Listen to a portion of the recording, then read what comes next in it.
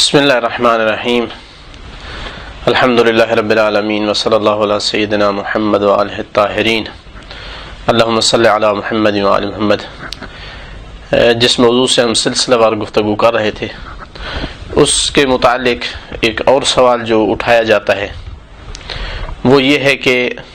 تقلید جو ہے وہ کب سے شروع ہوئی؟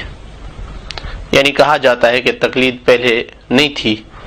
متأخر دور میں شروع ہوئی، شیخ انصاری سے کوئی کہتا ہے، کوئی کہتا ہے ان سے بعد، کوئی کہتا ہے ان سے پہلے۔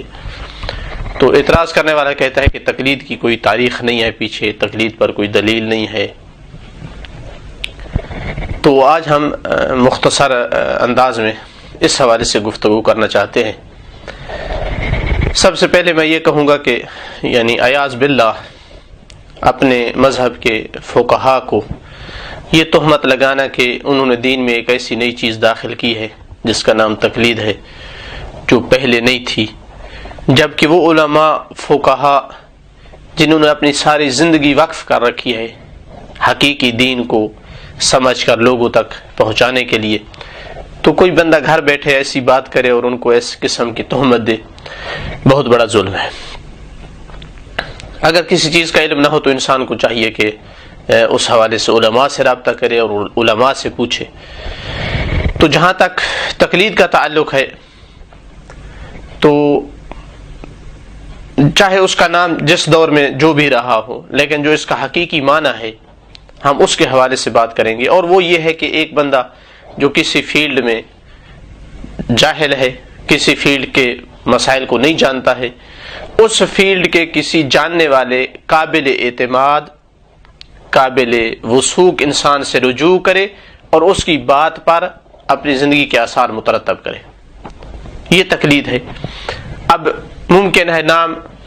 کہیں کسی زمانے میں اس کا کوئی استعمال ہوتا رہا ہو، کسی زمانے میں کوئی استعمال ہو۔ یہ تقلید علماء کہتے ہیں کہ تب سے ہے جب سے انسان نے اس دنیا میں نمو و نمائش پانا شروع کی ہے، چونکہ یہ انسان کی ایک ضرورت ہے، چونکہ یہ ایک فطری چیز ہے، ایک عقلی چیز ہے۔ تو انسان کے بس میں نہیں تھا کہ وہ تمام جو ہے علوم، تمام فنون خود حاصل کرے، کچھ وہ حاصل کرتا ہے، دوسرے پر اعتماد کرتا ہے۔ اسی طرح جب اسلام آیا تو چونکہ انسان فطری طور پر جو ہے تقلید پر عمل کر رہا تھا اپنے دوسرے امور میں، تو اسلام میں بھی لوگ جو ہے جو فقہا بن گئے، علماء بن گئے، وہ اپنے رائے پر عمل کرتے تھے۔ جو دور دراز کے رہنے والے تھے، جو زیادہ سمجھ بوجھ نہیں رکھتے تھے، وہ علماء اور فقہا کی بات سن کر اس پر عمل کرتے تھے۔ تو اسلام نے اس سے نہیں روکا، بلکہ اسی طریقے پر لوگوں کو چلنے دیا ہے۔ اس حوالے سے میں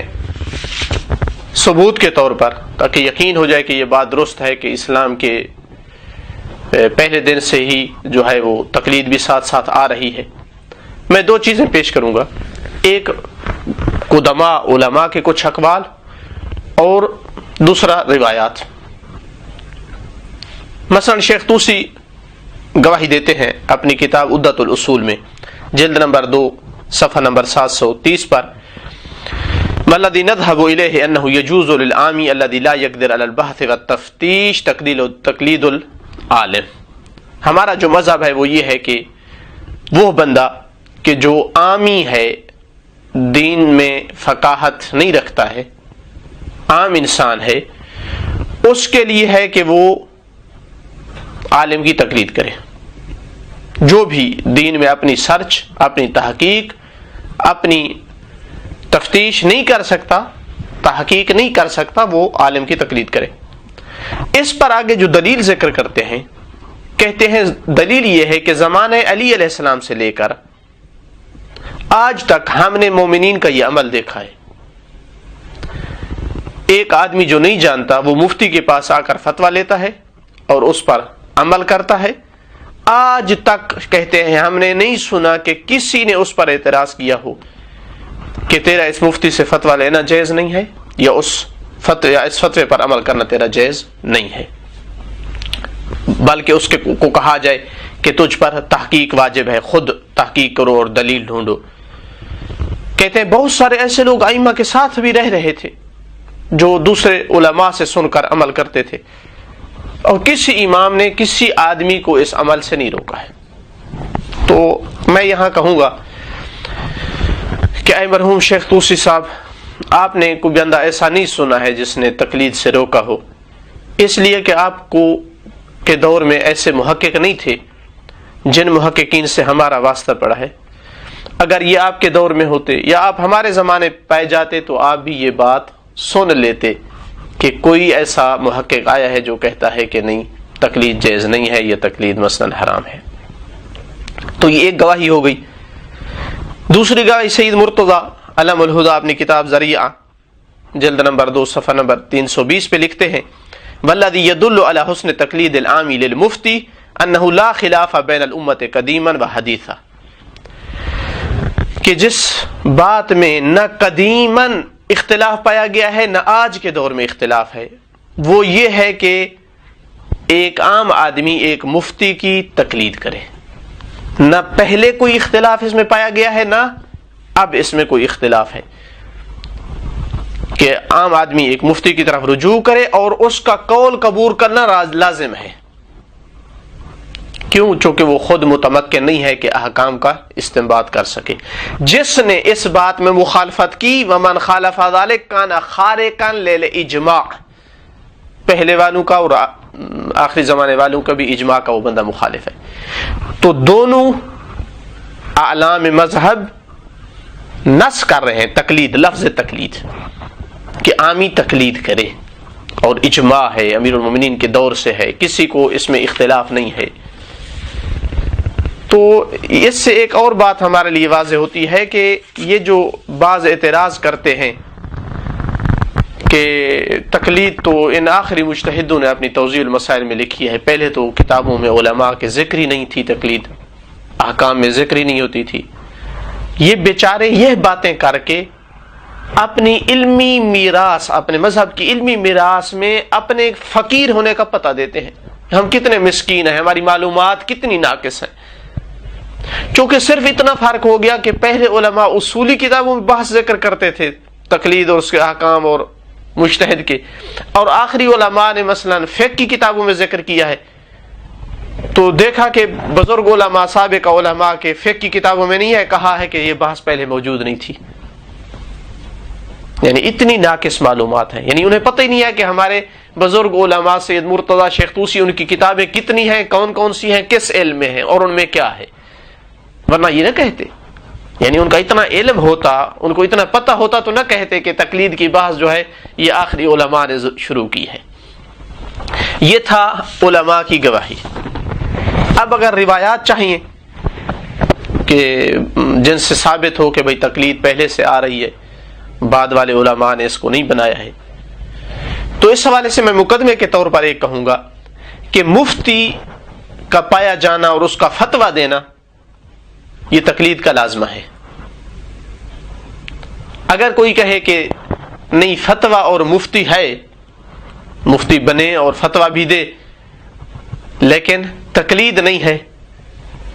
تو یہ آپس میں تناقض ہے، چونکہ پھر فتویٰ دینا ایک لغو اور فضول ہے کہ وہ بیچارہ محنت کرے، پڑھے، عالم بنے، فتویٰ دے لیکن ماننا ضروری نہیں ہے۔ تو لہذا جہاں جہاں مفتی اور فتوے کا ذکر ہے سمجھے وہ تقلید کا ذکر ہے، ورنہ کوئی معنی نہیں بنتا اصلا۔ اس حوالے سے آپ نہج البلاغہ میں دیکھیں، امام علی علیہ الصلوۃ والسلام کے جو رسائل ہیں، خط ہیں، ان میں 67 نمبر خط قسم ابن العباس، جناب عباس جو رسول اللہ کے چچے ہیں، ان کے بیٹے ہیں، ان کی طرف لکھا علی علیہ السلام نے اجلس لہم الاسرین، حج کے موقع پر کہ 2 وقت لے کر ان کے لیے بیٹھ، فافت المستفتی، جو فتویٰ طلب کرنے آئے اس کو فتویٰ دے، وعلم الجاہل، اور جو جاہل ہو اس کو تعلیم دے۔ تو جو فتویٰ لینے آتا ہے کس کے لیے لینے آتا ہے؟ تقلید کرنے کے لیے، عمل کرنے کے لیے۔ رجال النجاشی صفحہ نمبر 10 پہ قال ابو جعفر لابان ابن تغلب، امام محمد باقر علیہ السلام نے ابان سے کہا اجلس فی مسجد المدینہ وفت الناس، مسجد مدینہ میں بیٹھ، وافت الناس لوگوں کو فتویٰ دے، فانی احب ان یرا فی شیعتی مثلک، میں پسند کرتا ہوں کہ شیعہ میں تجھ جیسے نظر آئیں، یعنی تجھ جیسے فقہا ہوں جو مساجد میں بیٹھ کر فتوے دیں۔ امام تربیت کر رہے ہیں اپنے اصحاب کی، فقہا بنو اور لوگوں کو فتوے دو، میں پسند کرتا ہوں۔ تو امام جس عمل کو پسند کرتے تھے، اپنے فقہا کی جس پہ تربیت کرتے تھے، جس میں ان کو ترغیب دلاتے تھے کہ لوگوں کو فتویٰ دو، آپ کہتے ہیں کہ کیا دلیل ہے فتوے پر، کیا دلیل ہے اس فتوے کی تقلید کرنے پر۔ اسی طرح رجال النجاشی میں دیکھیں صفحہ نمبر 447 پہ فضل ابن شازان سے روایت ہے کہ عبدالعزیز ابن المہتدی القمی، جو کہ امام رضا علیہ السلام کا وکیل بھی ہے اور خواص میں سے ہے، وہ کہتا ہے کہ میں نے امام رضا علیہ السلام سے پوچھا، انی لا اقدر علی لقائک فی کل وقت، میں ہر وقت آپ کی ملاقات کے لیے نہیں آ سکتا میرا مولا، فممن آخذ معالم دینی، پس کس سے میں اپنے دین کے احکام لوں؟ فقال خذ عن یونس، یونس سے یہ احکام لے۔ تو یہ کیا ہے؟ یہی تقلید ہے کہ ایک بندے کو امام کہے جاؤ فلاں ہمارے بندے سے، ہمارے عالم سے، ہمارے فقیہ سے، مذہب کے فقیہ سے جو ہے احکام لو، یعنی جو وہ کہہ دے اس پر عمل کرو، یہی تقلید ہے۔ اسی طرح دیکھیں رجال کشی میں ہے صفحہ نمبر 9 پہ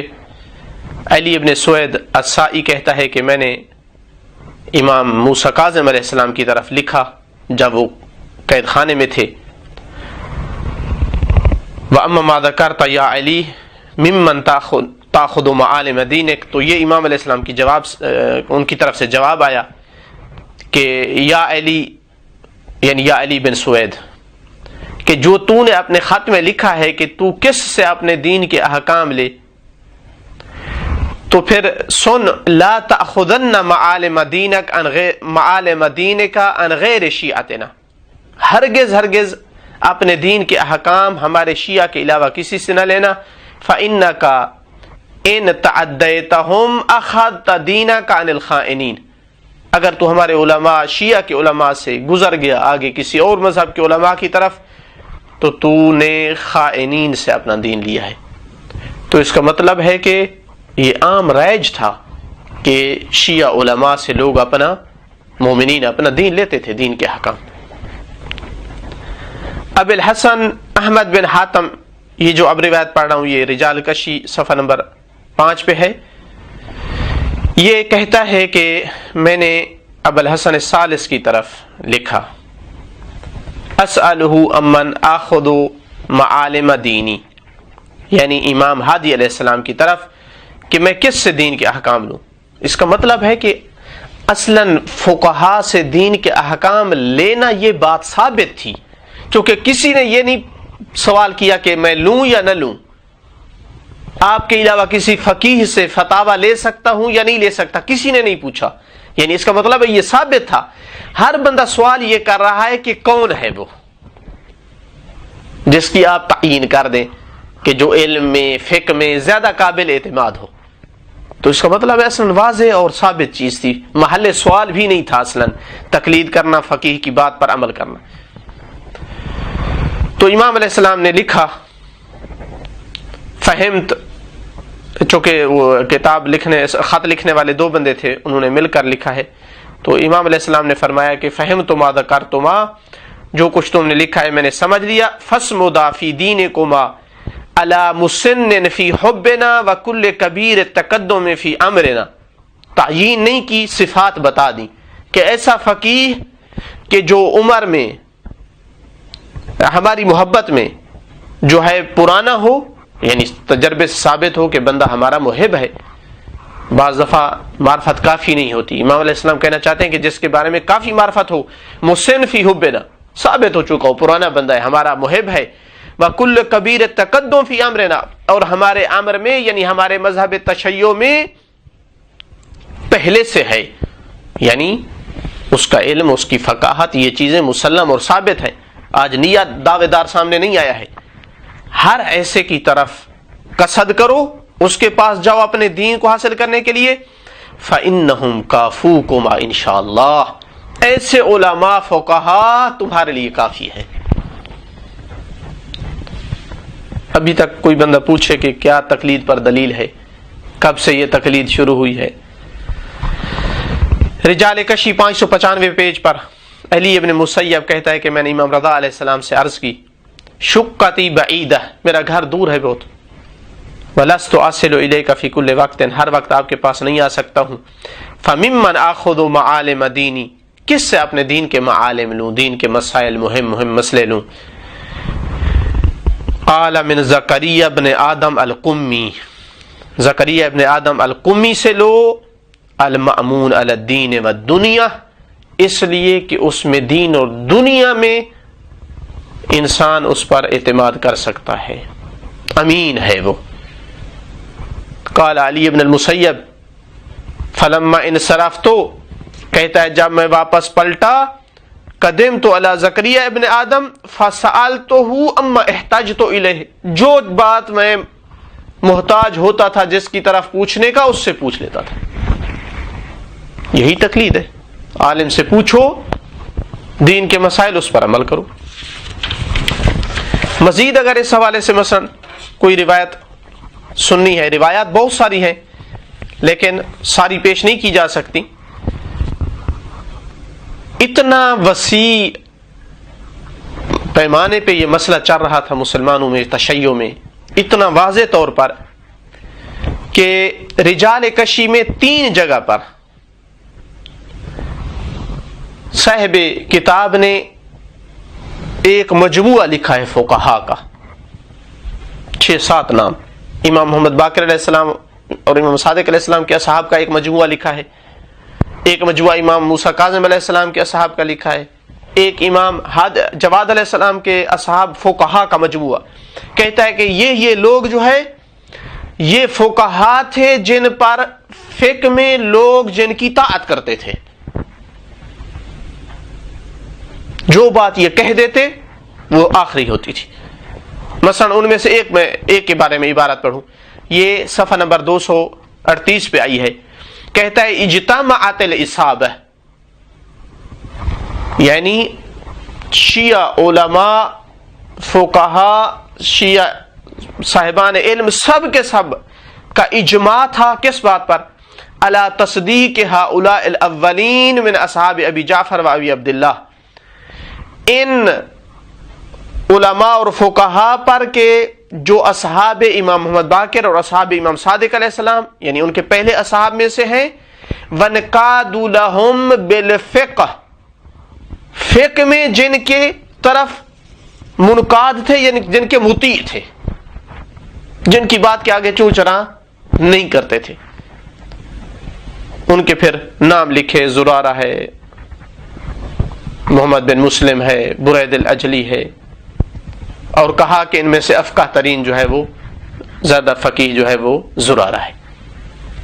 تو 3 جگہ پر ایک پورا مجموعہ لکھا ہے فقہا کا کہ جن پر یعنی لوگ فقہ میں اعتماد کرتے تھے. اور مثلا آپ حدیث سننا چاہیں، رجال کشی صفحہ نمبر 137 پہ ہے. حشام بن سلیمان کہتا ہے میں نے امام صادق علیہ السلام سے سنا، فرما رہے تھے کہ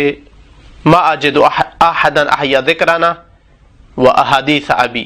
مجھے کوئی اور نہیں ملا ہے جس نے ہمارے ذکر کو زندہ کیا ہو، میرے بابا کی احادیث کو زندہ کیا ہو، سوائے زرارہ اور ابی بصیر لیث المرادی اور محمد بن مسلم اور برید بن معاویہ الاجلی کے. ولولا هؤلاء ما كان احد يستنبط هذا، اگر یہ لوگ نہ ہوتے تو کوئی بھی اس کا استنباط نہ کر سکتا. استنباط کیا ہے؟ استنباط کے بارے میں موجم الوسیط والا لکھتا ہے